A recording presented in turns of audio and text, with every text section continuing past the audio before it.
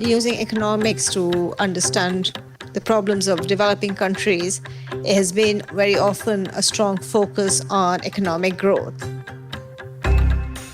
But as we can see from the recent history of countries like India, economic growth in itself isn't a tide that lifts all boats. And so I think it's important to recognize that if we want economic development to reach some of the poorest and the most vulnerable individuals, we need to recognize that inclusion is something that needs to be intentional. I'm Rohini Pande. I'm an economist and a professor of economics at Yale University, where I'm also the director of the Economic Growth Center. Welcome to this podcast produced by the International Monetary Fund. In this program, one of the most influential development economists of her time, Rohini Pande, talks with journalist Rhoda Metcalfe about how better institutions can make life a little fairer.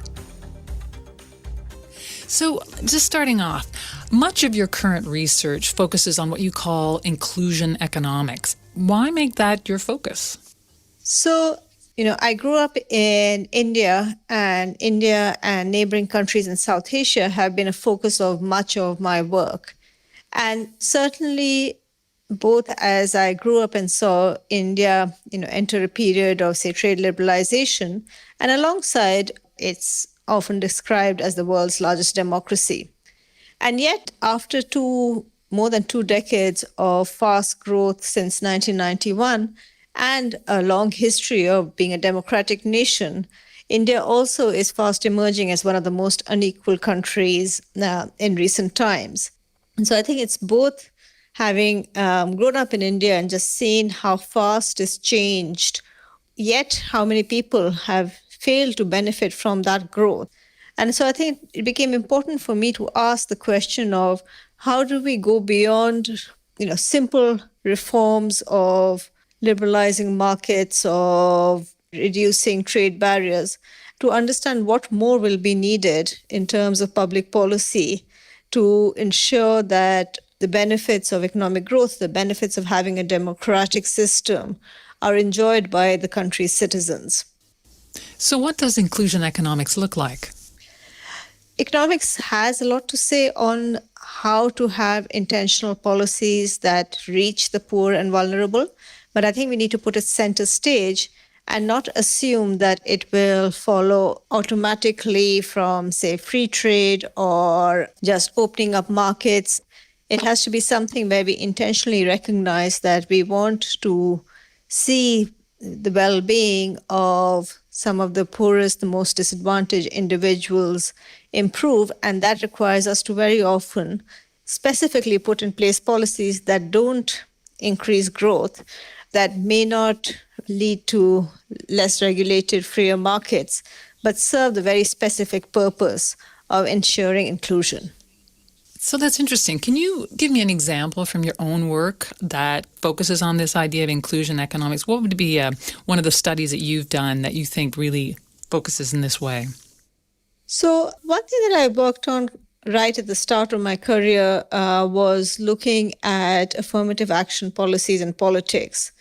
And I was interested in the fact that at the time when the Indian Constitution was put in place, there was interest in having political affirmative action for disadvantaged social groups, which are known as scheduled castes and scheduled tribes. So you would have elections, but only members of these groups could stand for election in the seats in the constituencies reserved for them. And what I found was that it did have impacts. They were different. So for scheduled castes, you saw affirmative action for political leaders translated into greater legislative activism by these leaders on affirmative action in the labor markets. But it seemed very clear from the data that representation mattered. Very recently, I've looked at similar questions in the context of Nepal, which is one of the world's youngest democracies, which put in place a new constitution and a decentralized government in 2017. And this was a point where Nepal had come out of a 10-year reasonably violent People's War. And there's a big question of whether a democratic governance could lead to representation for the ethnically disadvantaged groups that had actually been at the forefront of the People's War.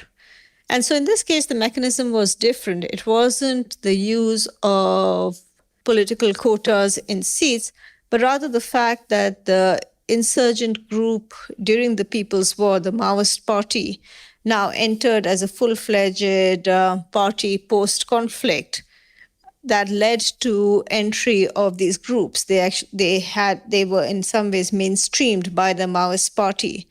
It was interesting to think about who are the gatekeepers to power in different societies and how you can actually affect it, in some cases directly through policy in a democratic setting, in other cases in actually designing how post-conflict negotiations take place. So those are two examples where I've actually tried to look at very explicitly how inclusion of disadvantaged groups happens through the political process. And then in both cases, we also ask what implications does this have for policies that are implemented after. So in the second case, in the study in Nepal, what conclusions did you make in terms of the effect on the particular groups that you were looking at? So I think we had two sets of, I'd say, findings. The first was that we see the Janjatis, which is the ethnic group that had largely been left out of the political representation process in the 1990s, gets very significant representation in local governments. To a large extent, this was made possible by the Maoist Party. The second thing that we look at is, did this representation come at the expense of other characteristics that you may want to see in your leaders, like, for instance, education? Mm-hmm. And we actually find that's not the case. So I think what's interesting here is that the Maoist Party, if you want, groomed a new set of leaders, but also ensured that they did well on other dimensions, especially education. And education matters because the whole process of maneuvering the bureaucracy and ensuring that citizens in your constituency get the benefits they need, I think requires not only that you want to represent them, but also that you can do all the paperwork, make your way through the bureaucracy. And I think that's often a pitfall for newly elected leaders from historically disadvantaged groups that often don't come with that kind of political capital or knowledge. So in 2017, when these leaders were newly elected, one of their main responsibilities was actually housing relief that the government had been setting up after the deadly earthquake that had happened in Nepal in 2015. And there we do find that the local leaders from the Janjatis who got elected were as competent as the other groups.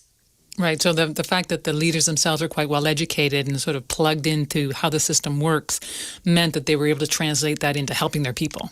That's exactly right. So interesting. You mentioned at the beginning that you grew up in India and a lot of these issues were around you. But was there something in your upbringing that led you down this road to focus so much on these issues of inclusion? So I think, kind of college years are important years in terms of beginning to see what's happening politically around you. And when I was an undergraduate in Delhi University, there was a large movement towards introduction of affirmative action directly by the central government in jobs for historically disadvantaged groups.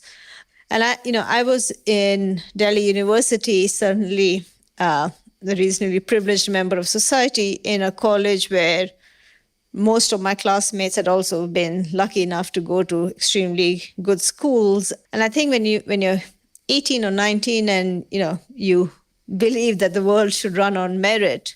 So at that time, my reaction, as many of my classmates, was, we should work on the pipeline, we should make sure people get good education, but we should not distort the job market by having affirmative action.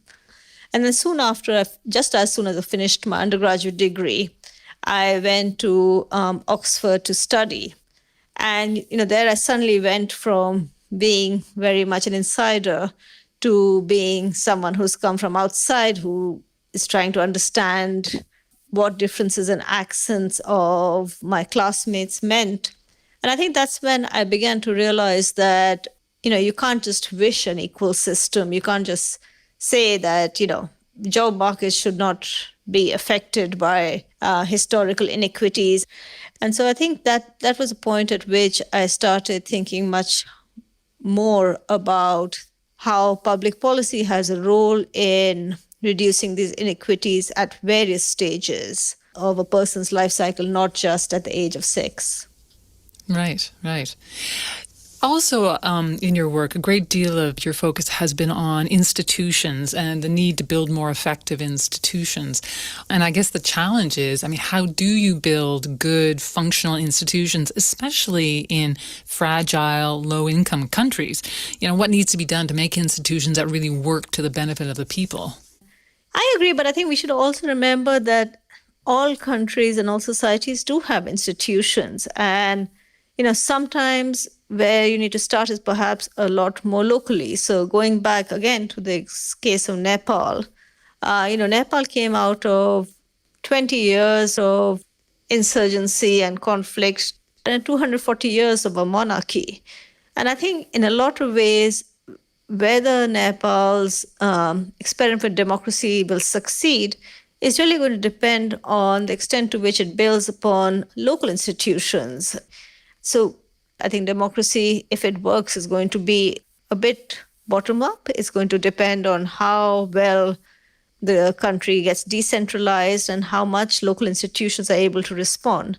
And I mention that because I think in many fragile and conflict-prone countries, that perhaps is more the opportunity is to think about how to build local institutions rather than hoping that a new national government, which is not trusted by perhaps many in the country, is going to be able to push forward. Right. So local institutions like grassroots agricultural groups or something that has direct contact with the people. Or even democratic institutions. So I think decentralized governments. Some of my work in India on women leaders looks at the role of having political affirmative action for women at the local level. And it's had, important effects in terms of ensuring the women's preferences are represented and also in changing voter attitudes towards women. But this happened at a local level because the perceived cost of having quotas at the national level or even the state level was seen as too high.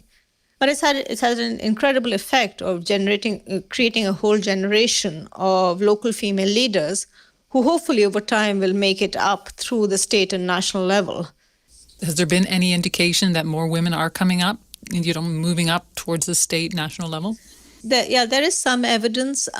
It's now been more than 20 years. It was 1992 when the local level governments were mandated across India. And so there is some evidence now that in areas where there was exposure to female leaders first, they're more likely to elect women leaders. And there's been some recent qualitative evidence suggesting that some of these women are moving up at least to the level of district leadership, if not state. Right, interesting. Well, that brings me to my final question. Talking about women in economics, you're a strong advocate for women economists. Why is this important to you? And what approach do you take to help sort of change the dynamics so that more women economists do rise through the ranks? One of the things that attracted me to economics as a field was that it was a social science that was quite fearless about the questions it would take on. We were taught that we would be given a set of tools that would help us be relatively objective in how we seek answers to questions. Of course, what questions you choose to answer is always up to the person who does the research. And I think that's why it's incredibly important to have diversity in the field. Otherwise, you can have just an extremely narrow set of questions being asked. And so, race or representation from lower income countries these are all important aspects of diversity. The one that I have been more involved with is thinking about women in economics. I think that's certainly something, as I've gotten more senior in the profession, I feel I have the luxury of being able to ask my colleagues to help make our departments ones where we can allow for more diversity and people don't feel like they're being told to kind of shut up if they don't speak what the mainstream speak is at that time. Right. So what do you think the global economy would look like if there were more women calling the shots? Would it be different? Yeah, I mean, I think it's an interesting question. I don't know, and I think that's why we need to find out.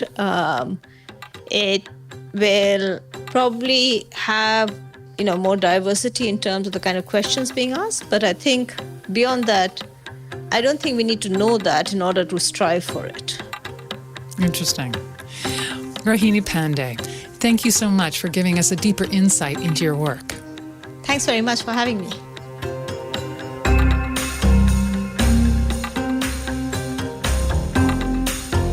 That was Yale Professor of Economics and Director of its Economic Growth Center, Rohini Pande, talking with journalist Rhoda Metcalfe. You can read Pande's profile in Finance and Development magazine. Look for it at imf.org/FND. And check out other IMF podcasts wherever you listen. You can also follow us on Twitter at IMF_podcast. I'm Bruce Edwards. Thanks for listening.